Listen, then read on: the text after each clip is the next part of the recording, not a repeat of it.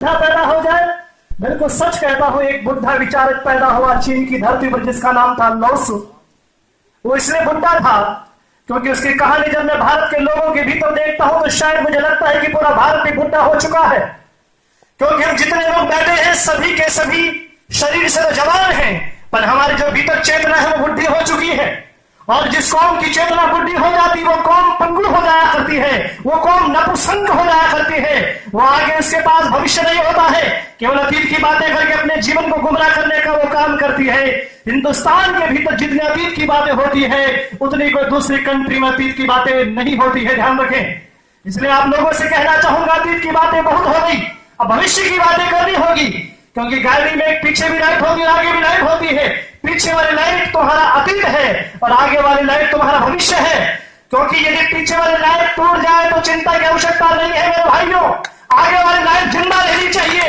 और आगे वाली लाइट जिंदा रहेगी तो आपका भविष्य में हो सकता है। और आगे वाली लाइट ही फूट गई तो मैं कह सकता हूं कि 4 कदम आप नहीं चल सकते हैं। इसलिए जिस समाज के पास आंखों में भविष्य होता है, अतीत को कभी आंखों में मत रखना। क्योंकि मैं अतीत का विरोधी नहीं हूं, अतीत केवल दर्शन योग्य है, अतीत को दिल दिमाग में बैठाने की जरूरत नहीं है।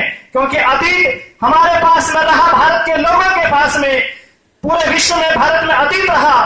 क्योंकि जितनी हमारी भारत का जन्म है आज से 10,000 वर्ष पहले लमसम इतिहास बता रहा हूं, और अमेरिका का जन्म 300 साल या 400 साल पहले हुआ होगा। शायद आज अमेरिका हमसे बहुत ज्यादा उन्नति केंद्र है, और हम लोग जो जगत गुरु कहते थे आज शायद गली के अंदर भीख मांगने की तैयारी में खड़े हैं, पूरा राष्ट्र खड़ा है। शायद बात बहुत कड़वी है मेरे भाइयों, क्योंकि अमेरिका ने जो तरक्की करी है, अमेरिका का इतिहास ज्यादा पुराना नहीं है, ज्यादा पुराना इतिहास पूरे भारत का राष्ट्र का है। और इस राष्ट्र का जितना पुराना इतिहास है उतने हम कमजोर पड़ देंगे। क्योंकि तुम्हारे महात्मा गांधी ने तुमको सिखाया कि चरखा चलाओ, चरखा चलाने से दिन भर में 2, 4, 5 टोकरी सूत निकल जाए तो उससे देश का भविष्य नहीं बनता है। क्योंकि चरखे चलाने से जो समय की बर्बादी हुई है, ध्यान रखना, यदि कोई मशीन तैयार कर ली जाती चरखा चला हो सकता चरखा बनाने की, तो शायद वो मशीन कई घंटों में कई टन सूत पैदा कर सकती थी। पर तुम्हारे महात्मा गांधी ने तुमको कहा कि जीवन भर चरखा चलाओ और रोजाना 5 किलो 6 किलो सूत पैदा कर लो। शायद 6 किलो सूत बनाने के अंदर शायद 6, 7, 8 घंटे लगते होंगे। जरा विचार करो, हम लोगों ने केवल अतीत की बातों को सुना है, अब अतीत की बातों को नहीं करना होगा। क्योंकि हमारा धर्म भी आज पंगु हो गया है, मानवता पंगु होती दिख रही है। क्यों? क्योंकि अतीत की बातें बहुत हुई है, और जिस देश के पास, जिस राष्ट्र के पास और जिस जाति के पास अतीत की केवल बातें होती है वो कौम कभी उन्नति नहीं कर सकती है।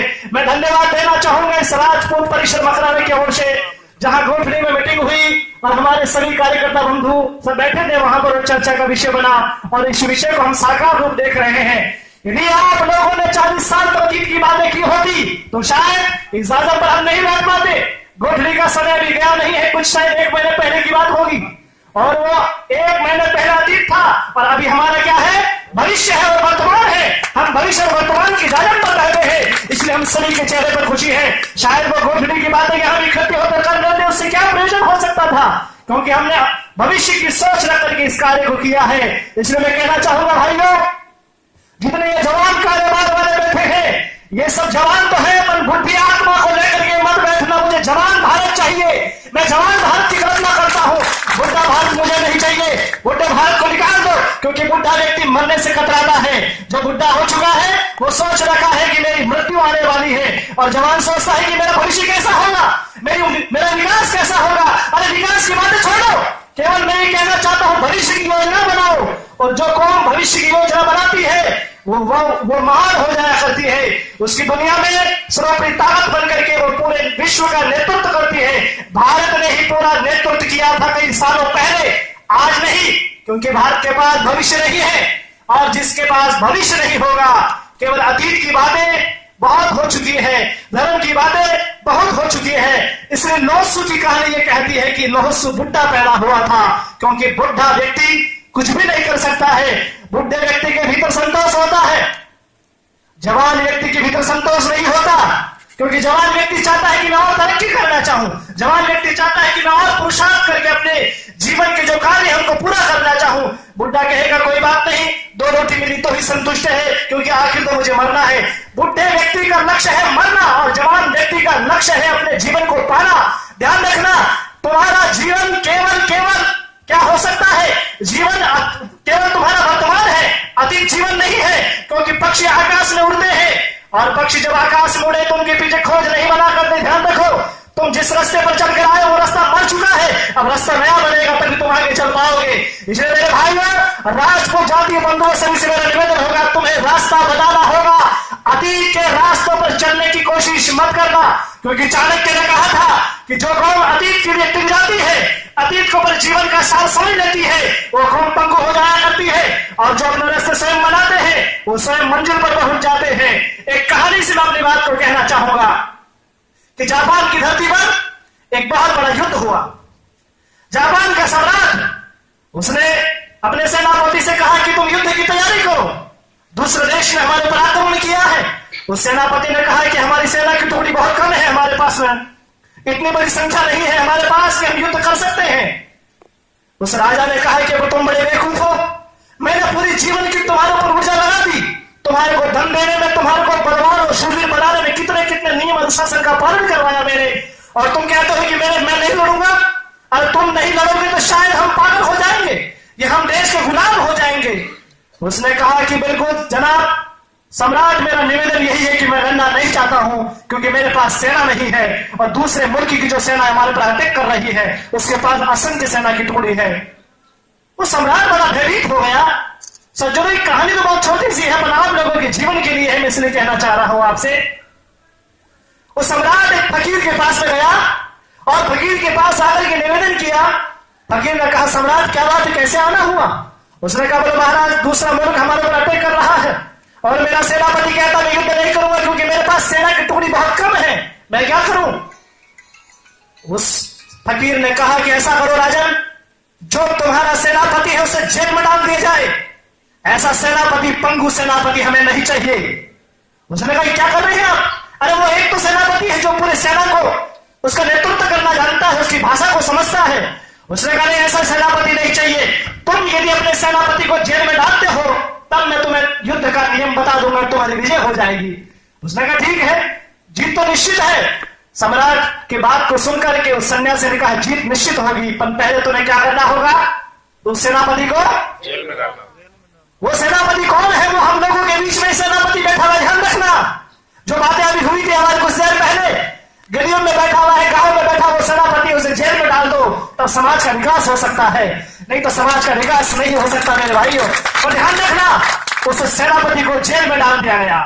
सेनापति जेल में चला गया। उसने कहा, क्या कर रहे हो? मेरे जीवन में आपको सेवा दी। उसने कहा, छोड़ा, हटाओ भाई की सेवा, आज जो वक्त पड़ा है, आज हमारा नगर गुलाम हो रहा है और तुम कह रहे हो मुझे जेल में मत डालो, मेरे गुरु का आदेश, मैं तुम्हें जेल में डालूंगा। जेल में डाल दिया गया। उस फकीर ने कहा कि लाओ मेरे हाथ में कमान। वो कभी सन्यासी घोड़े पर नहीं बैठा, कभी उसने बंदूक की ढाल, कभी तलवार को कभी चलाया नहीं, वो कभी पैदल भी नहीं जानता है कि तलवार कैसे चलाई जाती है, कभी भागा या कभी अनिबद्ध की उसने कोई व्यवस्था को समझा नहीं था, युद्ध की कौशल नीति को, क्योंकि वो सन्यासी शायद मुझ जैसा पागल ही रहा होगा, वो जानता था कुछ था नहीं। उसने बहुत बड़ा जिम्मा हाथ में ले लिया। राजा ने कहा कि ठीक सेनापति, तुम ही हमारे सेनापति हो। वो फकीर अपने हाथ में झंडा लेकर के आगे हो गया। 100 लोगों की टुकड़ी उसके साथ में थी और वो चल पड़ा उस दूसरी जो विपक्ष की जो सेना युद्ध करने आ रही उस मुल्क पर। वहां पहुंच करके उसने जोर से गर्जना करी, शंखनाद किया कि अब युद्ध की तैयारी होनी चाहिए। जब युद्ध की वो जा रही थी, वो चीन की जो जापान की वो सेना के जो सेनापति को फकीर था, वो जब लेके जा रहा था, वो सेना किसी जंगल के रास्ते से गुजरी। वहां एक रास्ते में मंदिर था, ठीक है। उस सेनापति ने, उस फकीर ने कहा कि मंदिर है, कम से कम हमें अपने भाग्य का फैसला यह कर लेना चाहिए कि हमारी जीत होगी या हमारी हार होगी। जानते हो, उसने अपनी जेब में से एक सोने का सिक्का निकाला, चमचमाता सिक्का, और सिक्का निकाल करके उसने उछाला। सभी सैनिकों की सांसें थम गई। उसने सोचा क्योंकि भारत हमेशा सदियों से मंदिरों का और पंडित पुरोहित सन्यासियों का हमेशा गुलाम रहा है, इसलिए वो लोग भी घबरा गए। उन्होंने सोचा कि शायद कहीं ये सिक्का उल्टा ना पड़ जाए, कहीं हमारी मौत ना हो जाए। सभी घबरा गए। उन्होंने कहा कि सिक्का ध्यान से उछालिएगा। उस फकीर ने सिक्के को उछाला और सिक्का उछलते ही सिक्का सीधा गिरा। और उसने क्या कहा? ये सिक्का बिल्कुल सीधा गिरा है, अब हमारी जीत निश्चित होगी। केवल उसने इतना कहा और पूरी 200 लोग जो टुकड़ी सेना की थी जोश और उत्साह में भर गई कि अब हमारे को कोई हरा नहीं सकता है, क्योंकि परमात्मा का फैसला हो चुका है, ये किसी व्यक्ति का फैसला नहीं है, ध्यान रखना। और जब उसने सिक्का उछाला और जीत निश्चित हो गई, 1000 वो सेना की विपक्ष वाली टुकड़ी और ये 200 लोग थे। भयानक युद्ध हुआ। अब तो जो भी लड़ रहा है युद्ध की भूमि पर, आप जानते हैं कि युद्ध में कोई बातें नहीं होती, कोई मिठाई नहीं बढ़ती है, केवल वह एक दूसरे को विपक्ष को नीचे दिखाने का पूरा प्रयास जोर से किया जाता है। शायद वो फकीर ने युद्ध नहीं किया, फकीर कहता कि मारो, अब हमारी जीत का समय नजदीक आने वाला है, अब हम पहुंचने वाले हैं, अब 500 मर चुके हैं, 400 लोग और बचे हैं। और जो टूट पड़े वो सैनिक कहते हैं कि 200 लोगों ने 1000 जो सैनिक थे उनके टुकड़े टुकड़े कर डाले, वो सेना भी ध्वंस कर डाली। और कहते हैं कि वो उसका राजा जो आया था उसको बंदी बना करके राजा के सामने पटक दिया। जीत हो गई। जीत के नशे में जैसे आज हमारी जीत हुई है, हम सभी लोग खुशी हैं, उसी प्रकार वो 200 लोग टुकड़ी वो सैनिक सभी खुशी थे। और जब वो वापिस युद्ध पूरा करके जीत की खुशी में वापिस उस रास्ते से निकल रहे थे, मंदिर पीछे छूट गया। और जब मंदिर पीछे छूटा बंधुओं, तो कुछ सैनिकों ने कहा, फकीर सन्यासी आपको ध्यान होना चाहिए कि हमको जिताने वाला ये मंदिर था, कम से कम आप धोख तो दे दो। उसने कहा, छोड़ो काहे का मंदिर, ये व्यर्थ और बकवास की बातें हैं, इन मंदिरों से कोई जीत नहीं होती, ध्यान रखना, क्योंकि मंदिरों से जीत कभी आज तक हासिल नहीं हुई है। मंदिरों से केवल एक आपका विश्वास जगता है और कुछ भी नहीं हो सकता। उसने कहा, क्या कर रहे हो आप, नशे के होश में मंदिर को मत भूलो जनाब, आप सन्यासी हो, ध्यान रखना चाहिए। उसने कहा कि आपने कहा था कि मैं सिक्का फेंकूंगा। उसने कहा, मैं तुम्हें सारी सच्चाई बता देता हूं। उसने वापस सिक्का निकाला और सिक्के को वापस उछाला, क्योंकि सिक्के की तरफ दोनों तरफ सीधा ही था, उल्टा होने की संभावना नहीं थी। और जो सिक्के दोनों तरफ से सीधे होंगे, उसने कहा कि वही व्यक्ति विकास कर सकता है। मेरे भाइयों, राजपूत समाज के बंधुओं विराजमान सभी से मेरा यही निवेदन होगा कि हमें केवल विचार बदलना होगा, और विचार बदल लोगे तो सिक्के दोनों तरफ से सीधे हो जाएंगे, और यदि विचार नहीं बदले तो सीधा भी वापिस, तो बोलो ना, धीरे क्यों बोले, उल्टा हो जाएगा। तो हमें चाहिए कि हमारा भविष्य अच्छा हो। हम भूतकाल की बातें बहुत हो चुकी है, हमें चर्चा करनी होगी भविष्य की योजनाओं को लेकर के, क्योंकि इस देश में जितनी भविष्य की बातें हुई है उतना शायद ही देश विकास कर पाता, पर भविष्य की बातें ना होकर के केवल हमने अतीत की बातों को बहुत किया है। चाहे पार्लियामेंट हो, वहां भी नेता लोग भारत के भविष्य की बात करते हैं। उन नेताओं से पूछा जाए कि आप उदाहरण दोगे अपने गली मोहल्ले का, आप उदाहरण दोगे किसी प्रतिभा का, किसी नेता का, किसी या उठी हुई कोई जागृति को ज्योति होगी उसका उदाहरण दिया जाएगा। क्या किसी के उदाहरण देने से हम लोग विकास कर सकते हैं? नहीं कर पाएंगे मेरे भाइयों। हम लोग विकास केवल क्रियान्वित कार्य होगा। उस फकीर ने यह कहा था अपने सैनिकों से कि तुम्हारे भगवान के मंदिर ने कुछ नहीं किया है। करामात किसमें थी? ये सिक्के में करामात थी। सिक्के का मतलब आप धन से मत ले लेना, ध्यान रखना। वो तो एक वो शुरुआत का मैच होता है ना, उसके अंदर वो जो होता है एंटर करने के लिए, वो था शुरुआत में। तो केवल सिक्के का मतलब तुम्हारे जीवन की चुनौती, सिक्के का मतलब तुम्हारे जीवन का विचार। और जो कौम अपना विचार बदल लेती है, मैं समझता हूं कि शायद वो कौम दुनिया में वंदनीय हो जाया करती है, पूजनीय हो जाया करती है। इसलिए मेरे भाइयों, ये लौसू की कहानी बड़ी श्रेष्ठकर है, क्योंकि कोई व्यक्ति कहता है कि हम राजा थे, कोई व्यक्ति कहता है कि हम ज्ञानी थे। तुम ज्ञानी कह रहे हो तो शायद ज्ञानी थे, यानी भूतकाल की बात कहती तो शायद अब तुम अज्ञानी हो चुके हो, कहने की संभावना नहीं है। तुम कहते हो हम राजा थे, शायद तुम अब भिखमंगे हो चुके हो, कहने की संभावना भी नहीं है। कोई कहता है कि हमारा मान सम्मान था, अब तुम्हारा मान सम्मान था, वर्तमान में तुम क्या हो? लेटेस्ट जो जीवन होता है वर्तमान के अंदर, हमें वर्तमान की नींव रखनी है और भविष्य का झंडा लहराना है मेरे भाइयों। अतीत को छोड़ना होगा, क्योंकि अतीत केवल तुम्हारे जीवन का उद्देश्य की पालना नहीं कर सकता है। जब गाड़ी में ड्राइवर बैठता है तो उसका पीछे की तरफ मुंह नहीं होता, उसका मुंह आगे की तरफ होता है। पर ध्यान रखो, एक कांच पीछे की तरफ भी होता है जो उसे हमेशा पीछे बताता रहता है। पीछे वाली सारी गतिविधि उस कांच के द्वारा प्रतीत होती है। इसलिए मैं कहना चाहूंगा सर्व भाइयों से, माताओं से, बेटियों से मेरा निवेदन होगा, ये जो आपका हॉस्टल, जो आप इसको राजपूत सभा भवन, मैंने इसका नाम कुछ और दिया था, मेरी इच्छा थी, शायद मेरी इच्छा का भूल गए होंगे, कोई बात नहीं मेरे भाइयों, क्योंकि आप लोग अतीत के बहुत पुजारी हो। मैं अतीत का सन्यासी नहीं हूं, मैं वर्तमान का सन्यासी हूं। और जो वर्तमान में जीता है शायद वो योग गुरु रामदेव बन जाता है, नरेंद्र मोदी बनकर के देश की सत्ता को पलट देता है। क्योंकि अतीत तुम्हारा नहीं, भविष्य और वर्तमान तुम्हारे दो तुम्हारे हाथ में है। मैंने इसका नाम दिया था शायद सती बालाजी महाराज के नाम से सभा भवन का नाम रखा जाए। आप राजपूत लगाए टाइटल, मुझे कोई विरोध नहीं है। और एक मैं कहना चाहूंगा आप लोगों से कि यहां पर एक मंदिर बनना चाहिए। समझ रहे हो? कौन मेरे पक्ष में है मंदिर के, बताइए आप। जितने भी हॉस्टल है मेरे भाइयों, वहां मंदिर नहीं है, इसलिए वहां दारू की बोतल खुलती है शाम के समय, जीवों की हरा हत्या की जाती है। शायद मंदिर रहेगा तो तुम इस गेट के भीतर प्रवेश नहीं कर पाओगे, क्योंकि मैं संकल्प कराऊंगा तो मेरा संकल्प कुछ ऐसा हो जाएगा जैसे कोई व्यक्ति अपनी घोषणा तो कर देता है, कोई व्यक्ति अपने विचार तो रख देता है, पर कोई मेरे पीछे आने के पश्चात कोई व्यक्ति चले तो मेरे चिन्ह छुप जाएंगे। स्वाभाविक है। तो मैं संकल्प नहीं कराकर मेरी इच्छा है कि आपकी कुलदेवी यहाँ मां नागणा माता का मंदिर यहाँ प्रतिष्ठित होना चाहिए। आप सभी से मेरी ऐसी भावना, ऐसा सभी से निवेदन है कि आपके जो मोहल्ले के लोग हैं, सभी 36 कौम के भाई लोग जो बैठे हैं यहाँ पर, सभी यहाँ दर्शन करने आएंगे माँ भगवती के, और माँ भगवती के सानिध्य हम काम करें। क्योंकि जितने हॉस्टल हैं वह माता जी का मंदिर या कोई भी मंदिर की प्रतिष्ठा नहीं है। जब कोई कार्यक्रम होता है तो 2-5 रुपए की फोटो लाकर रख देते हैं, उसमें तिलक चावल लगा करके काम चलाते हैं। ऐसा नहीं होना चाहिए, क्योंकि मंदिर रहेगा तो शायद यहाँ की गतिविधि नहीं बिगड़ेगी। मैं राजस्थान नहीं अपितु कई जगह जाता हूँ समाज के कार्यों के अंदर, कई समाज के नेताओं से, कई समाज के बड़े बड़े उद्योगपतियों से मिला हूं मैं। स्वाभाविक है वो लोग करना तो चाहते हैं, नेता इतने हमारे बुरे नहीं है भैया, समाज की ध्यान रखना इस बात को।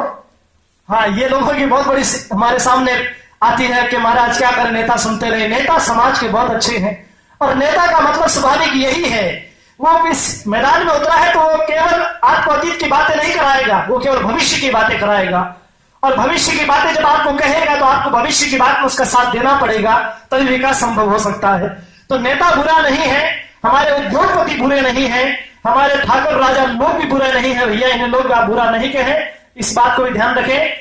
बुरा कौन है इस बात को जरा सोचना होगा। बुरा कौन? मैंने कहा ना, बुरा हमारे बीच में बैठा एक सेनापति है, वो बहुत बुरा है और उसको जेल में डालना बहुत जरूरी है।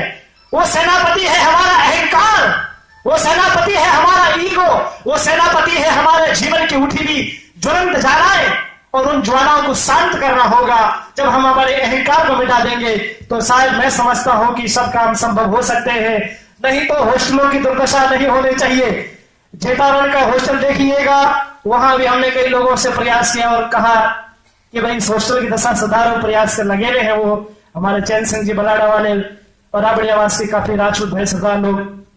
तो कहने का मेरा भावार्थ यह है, यहाँ शिक्षा का काम होना चाहिए। दूसरी बात, यहाँ शिक्षा के साथ धार्मिक कृत्य होना बहुत जरूरी है, क्योंकि धर्म हमारी एक बहुत बड़ी समृद्धि है, धर्म हमारी पूजा है, धर्म हमारी संस्कृति है। इसलिए मंदिर हो, यहाँ की व्यवस्था सुचारू हो, कमेटी का यहाँ पर 3 साल का जो प्रावधान आप लोगों का है वो होना चाहिए।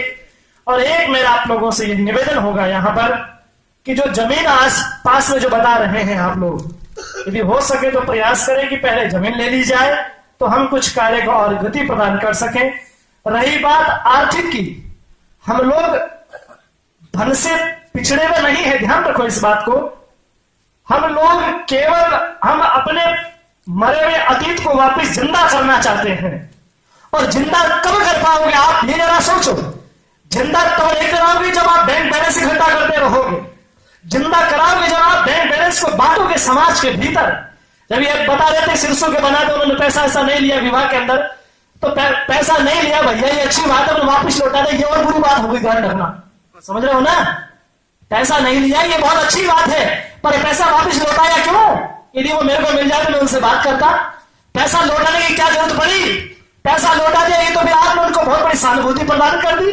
अरे पैसा नहीं लेते हो तो कम से कम वो पैसा समाज के बहन बेटियों के हित में लगना चाहिए, समाज के जो गरीब निर्धन बच्चों को पढ़ाने के काम में लगना चाहिए।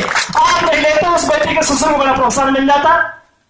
समझ रहे हो ना? इसलिए छोड़ देना ये कोई बहुत बड़े दानदाता की बात नहीं है सूरवीर की। वो पैसा लेकर के वह समाज हित के काम में लगना चाहिए।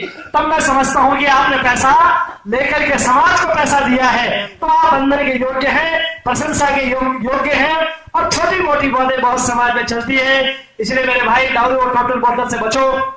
और दूसरी बात, ये माताओं से मैं कहना चाहूंगा,